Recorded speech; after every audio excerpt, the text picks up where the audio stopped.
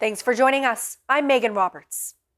A sudden water leak brought traffic to a halt in Inuvik, Northwest Territories today.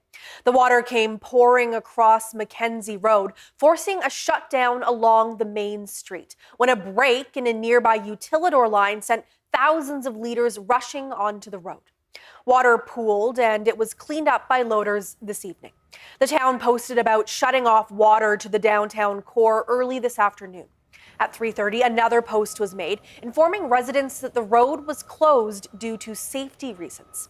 The leak happened between the library and Northmart. The town's senior administrative officer told CBC in an email that the water leak is resolved and crews are cleaning the mess. An Inuvik kayak is finally coming home. The Vatican has sent back dozens of Indigenous items to Canada, including belongings taken from northern communities more than a century ago. Pope Leo handed the items to Canada's Catholic bishops so they can be returned to their rightful owners. Megan Williams has more. The return of these objects really intensified in March 2022 when First Nations, Inuit, and Métis delegations traveled here to the Vatican to meet with Pope Francis and urge him to confront the Catholic Church's role in residential schools. That visit led to the Pope's journey of apology to Canada later that year. Now, today I spoke with Dwayne Smith, who is the CEO and chair of the Nunavut Regional Corporation, which had a lead role in these negotiations to repatriate the objects with the Vatican, the Canadian government, and the Canadian Conference of Catholic Bishops. Well, originally it all just started with the discussions around the repatriation of the kayak, and then other artifacts began to get on the table. A dozen or so of the returning items are Inuit, one or two are Métis, and the rest are First Nations. And it was the Vatican who decided the list of objects to be returned. Smith is overseeing their return. He says talks over the past year and a half, negotiations have been difficult at times. And while this return of the objects is framed as a church-to-church gift, it's going to the Canadian bishops first. Dwayne Smith says it's been a major achievement for Indigenous communities. The items are expected to land in Montreal at noon on Saturday, where Inuit, First Nations, and Métis leaders, along with representatives of the Canadian bishops, will welcome them. From there, the kayak and the other items will travel by truck to the Canadian Museum of History in Gatineau, where they'll be stored and examined before eventually continuing on to their home communities. Megan Williams, CBC News, the Vatican. The Yellowknife Women's Society is getting ready to offer a safe place to live for 24 people who need shelter. Their transitional housing space opens this month. The Society gave MLAs and media a tour of the facility, which is on the shores of Long Lake. Arlene Haché is the executive director of the Yellowknife Women's Society. She says the selection process for who gets to stay in the new space will go through integrated case management. Every person moving into this building will have an individualized plan that will talk about, their strengths, challenges they're facing at the moment, and then the steps they need to take to move out. Because this is not a permanent place, but it's a safe, temporary place. People have made a very great point. Where do you move to? So we have to do a lot of work, in my opinion, with landlords. We are looking at different other housing options for permanent housing and affordable rent, and those matter. Haché says clients will also get job skills. This kitchen, for example, will be a culinary training space. The building has a large walk-in freezer and a space for training sessions. The bathrooms are single stall for privacy. The building is 7 kilometers from the downtown core. That's a 10-minute drive or 90-minute walk. A shuttle will bring clients back and forth from the center. NWT Housing Minister Lucy Capitano says the center is just one part of the government's response to housing insecurity. Transitional housing is a critical part of the housing continuum, but we know the current options cannot meet the full demand. Many residents need something between emergency shelter and independent housing. This project helps fill that gap by adding much needed capacity and providing another option for people who are ready to make the next step. The center will begin accepting clients by mid-December. Nunavut's new Family Services Minister says she knows the department is facing serious problems and she's preparing to confront them. Gwen Healy-Yakiaruk steps into the role after a series of controversial reports. Samuel Watt has that story. Even before becoming the Family Services Minister, Gwen Healy-Yakiaruk was busy doing her research into the department. As a community member, I sat in the hearings, the Office of the Auditor General hearings this past spring. There, she heard firsthand the suite of issues with the department. It's been the subject of numerous damning reviews since 2011, particularly when it comes to children in care. Jane Bates, Nunavut's representative for children and youth, says the department must address a crucial first step: clear standards and procedures. The department hasn't set out kind of what the expectations are. So every child isn't getting the same service if they're a child in care. The minister acknowledges that, but points to the department's 80-step action plan as a roadmap for transparency, though the Auditor General's 2025 report found it lacks specific targets, timelines and accountability. There are more than 400 children within the territory receiving services. Multi researcher Margaret Holler says that doesn't have to be the case if we prevent children from entering care in the first place. The problem is if you don't have enough money to supply the necessities of life for the children, well, that is the threshold for when children get apprehended. Jenica Fanjoy, Executive Director of the non-profit group Kupanak, says there are also issues with accessing that support and finding information about it. A lot of the information is shared by word of mouth. With the transiency in staff, a lot of families are experiencing inconsistencies in services as well. 60% of Nunavut households reported being food insecure in a 2024 Statistics Canada survey.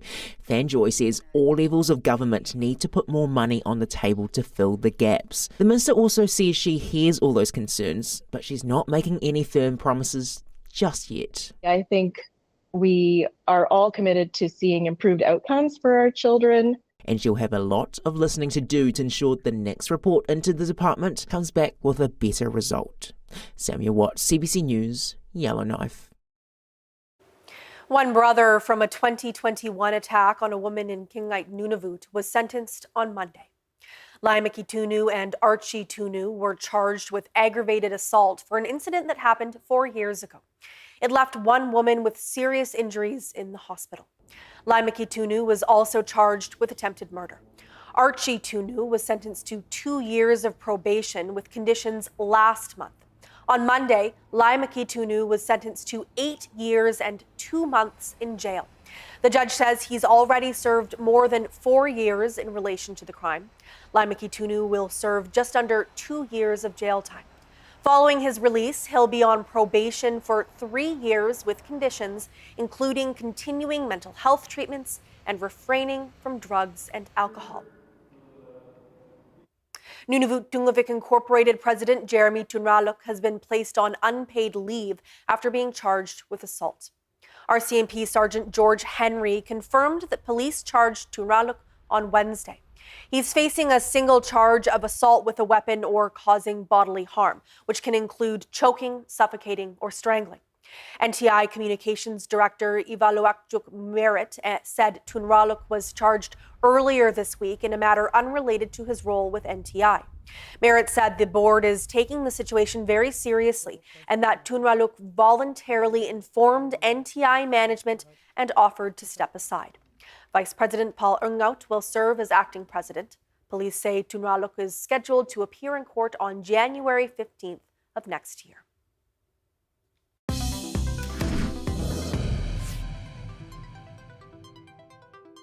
Some cabinet ministers addressed the Assembly of First Nations today, but Energy Minister Tim Hodgson did not.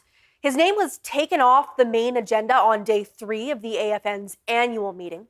Hodgson is helping to advance the federal government's major projects initiative, which has come under fire from some Indigenous leaders. Olivia Stefanovic reports. The government has made billions of dollars off. Taken off the main agenda, the Natural Resources Minister tried to smooth over relations with First Nations on the sidelines. This is about ongoing dialogue. This is about a time to come together and work together. Tim Hodgson met for more than an hour with chiefs from British Columbia, including members of the coastal First Nations for the first time. We expect to be respected with any plans for our area. Who made it clear to the minister they don't want a new oil pipeline from Alberta to the west coast. It's quite simply, his engagement with coastal First Nations and First Nations in British Columbia is, if I was going to grade it, it's an F. First Nations will be, and Indigenous peoples will be at the table. Hodgson said there's a lot of what he called misinformation about the agreement Ottawa struck with Alberta prioritizing the potential project. There is no pipeline today. What we've said is if a proponent comes forward and they have a route, because there is no route today, then there will be discussions, and then people have a right to say what they believe. I think they're withholding information. I think they actually have more information about a prospective proponent. First Nations say they left the meeting without feeling any reassurance. What he didn't answer is that what will happen if some First Nations say yes, like Alberta First Nations, for instance, and BC First Nations say no, will you force the project on us? And he just sort of stepped around it and sort of said, well, that's a premature question. So do you think you had to change your approach to First Nations? We are not perfect. We are trying really hard. I'll be the first to say we are not perfect. We are engaging. We believe, and this government believes, that First Nations need to be a part of any projects that get done. Hodgson committed to meeting with BC chiefs again in their communities. The Prime Minister is also arranging a visit with coastal First Nations. So far, no dates have been set. Olivia Stefanovic, CBC News, Ottawa. The NWT government is closer to cleaning up 6 abandoned mine sites near Yellowknife. The mines have been sitting in limbo for years. Most of them closed in the late 80s and 90s. Now, a plan to clean them up could be ready early next year. Jocelyn Chappelle has those details. These mines are all located near Yellowknife. On Wednesday evening, the NWT government asked the public what cleanup should look like. It follows recent environmental and risk assessments, which have found concerns of soil contaminated by fuel, acid rock draining, and tailings left behind at some sites, like at Ptarmigan and Tom Mine. Other work is a bit more straightforward and requires open pits to be filled in or debris to be removed. After the devolution in 2014, these mines were identified for further negotiations with the federal government. Those negotiations are still underway today, but with significant strides forward. Erica Nuusonen is the manager of contaminated sites with the Department of Environment and Climate Change. Because of the past relationship or the responsibilities of the two governments at these sites, it's, in the past it's carried forward to where we are now, where both governments have a certain level of responsibility to make sure that we're aware of the risks out there, and then to determine how is it going to be addressed. And the work that we have completed to this point has been through the support of the federal government, through funding through Canada, to carry out these additional studies. The public session drew a lot of attendees, especially from residents that live by Casti Point, which is in the same area as Tin Mine. Sandra Turner was one of the interested residents that attended. From the options presented, Tin Mine has an open pit that would need to be addressed, with either filling it in or maintaining existing fencing. Tin Mine, along with Rodstrom and Christorum, don't have materials that were found to be a risk to the environment through assessments. The main concern, though, I guess, is how the various GNWT departments are going to work together to determine what's best for the community. So recognizing that this group here that presented today is actually concerned most about the remediation of the mine site. So that's great, but there's also concern what happens after that. A big question on Turner's mind is if cleanup would cause extra traffic that could be a safety concern for getting emergency vehicles in the area, or if the site becomes a public use area that could further increase traffic. Nuusonen says the federal funding continues until March 31st. By then, the project team aims to have worked community feedback into a fully developed remediation plan. Jocelyn Chappelle, CBC News, Yellowknife. Food prices in the north are already sky high, and the new report says families should brace for even more increases. It estimates the average Canadian household will pay another $990 for groceries next year. Anis Haydari has that story. Canadians aren't imagining it. Buying meat at the grocery store keeps getting pricier. When I'm shopping, I look, oh, okay, this chicken is on sale today. I guess I'll buy that one. Maybe try and go to Costco to stock up, fill up the freezer. It is getting more expensive, yeah. Like if you want to buy some spaghetti or something and put some ground beef on there, it's like $3 more or something. And new research from Dalhousie University predicts this trend will continue. Next year, meat could go up in price faster than many other foods. Overall, food prices are predicted to go up between 4 and 6% in 2026. Meat is predicted to go up by 5 to 7%. Some factors behind this include higher packaging and processing costs. And herds themselves are smaller this year, including some ranches downsizing. That's not happening at this BC ranch, but they understand why. Older ranching families that don't have younger generation coming into that are getting out. I mean, it's the best time to get out. It's high prices for cattle right now. And that could have a cascade effect on more than just beef.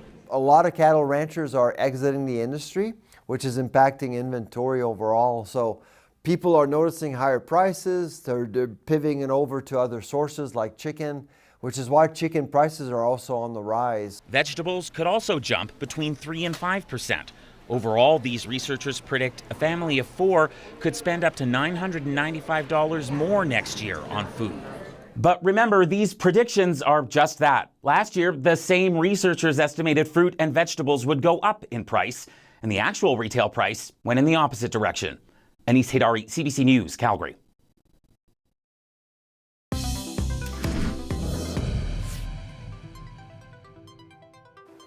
Dental hygienists in the Northwest Territories can now run their own practices. 2 dental hygienists in Alberta say there could be opportunities to offer dental care to small communities here, but it would be challenging. Sarah Kromolowski has more. Dental hygienists in the NWT will soon be able to open their own private practices, but according to the Territorial Department of Health, there will be no financial supports for them, including no incentives to visit remote communities. Meg Kreitziger is a dental hygienist in Grand Prairie. She says this could make hygienist care unaffordable for small NWT communities. Am I going to accept that cost to bring my service to them? And if so, will I have to charge above the fee guide that's established through that province? And are people willing to pay for the difference if that's the case? Because as a business owner, I can't take a loss. I can't lose money. But hygienist Colette Murray says this legislation is still a step in the right direction.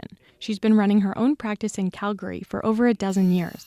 She travels to her patients, carrying all her dental equipment in her SUV. I would think you would be able to kind of travel with it by plane. She says a hygienist would have to be tenacious to do this work in the NWT, but she thinks over time they could make a big difference. Sarah Kromolowski, CBC News, Toronto. Research has already shown that the shingles vaccine can lower the risk of dementia. Now, those who are already diagnosed might also have reason to hope. The CBC's Christine Birak has more. First, scientists said the shingles shot could cut dementia risk. Now they say it could do even more. In people who have established dementia, it prevents progression or slows progression of the disease, which is truly a remarkable finding.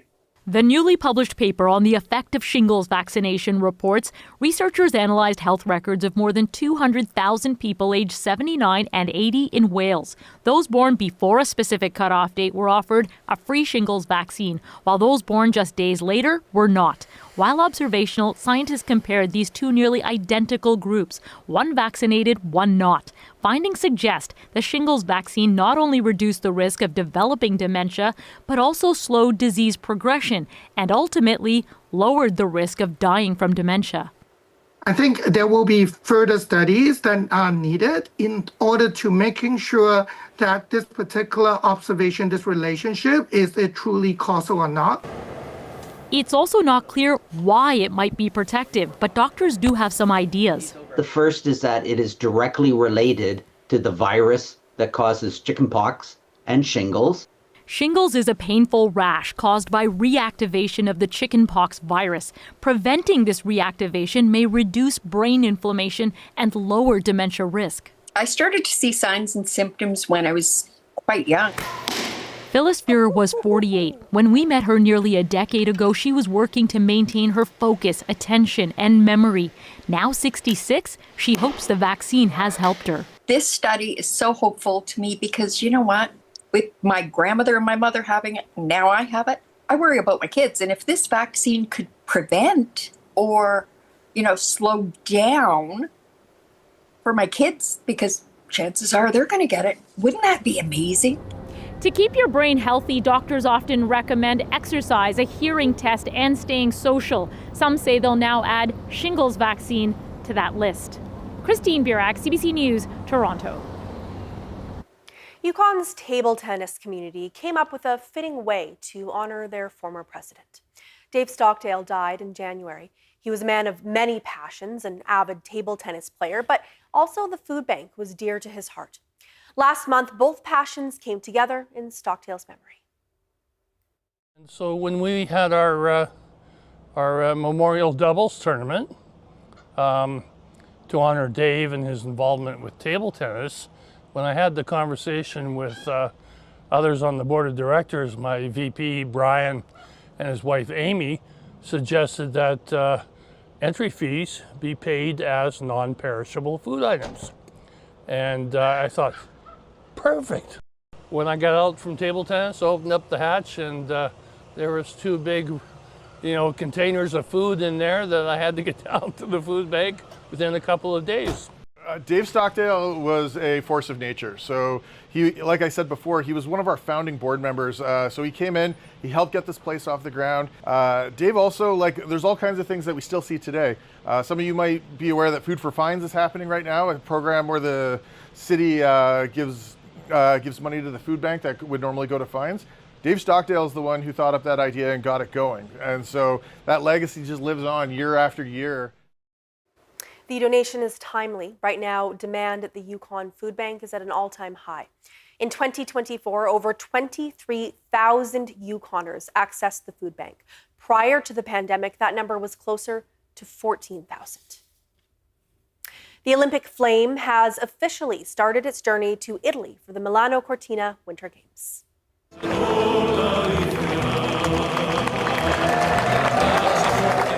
The torch was formally handed over to the host nation during a ceremony in Athens. The Italian leg of the torch relay will start in Rome on December 6th. 10,000 people will take turns carrying it on a 1,200-kilometer trip over 63 days. The torch will travel through 60 Italian cities.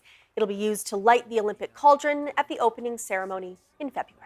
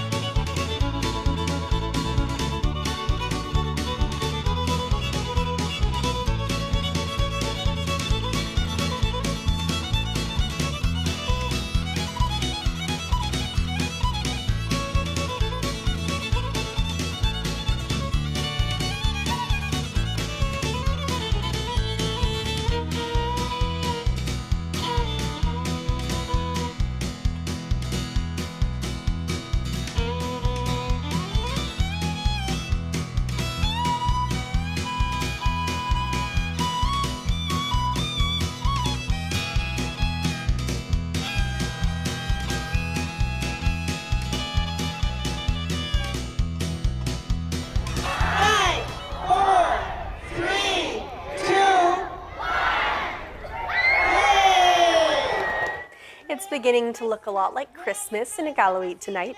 Nunavut's 7th Legislative Assembly is hosting its annual tree lighting ceremony at the Cadet Hall, and there's plenty of holiday spirit to go around. You'll find music, lights, and of course, hot chocolate to keep everyone warm. Families are gathering as the countdown to the big moment gets closer. Looks really beautiful. That is Northbeat for tonight. For news anytime, go to cbc.ca/north. Thank you for watching. I'm Megan Roberts. Have a good night.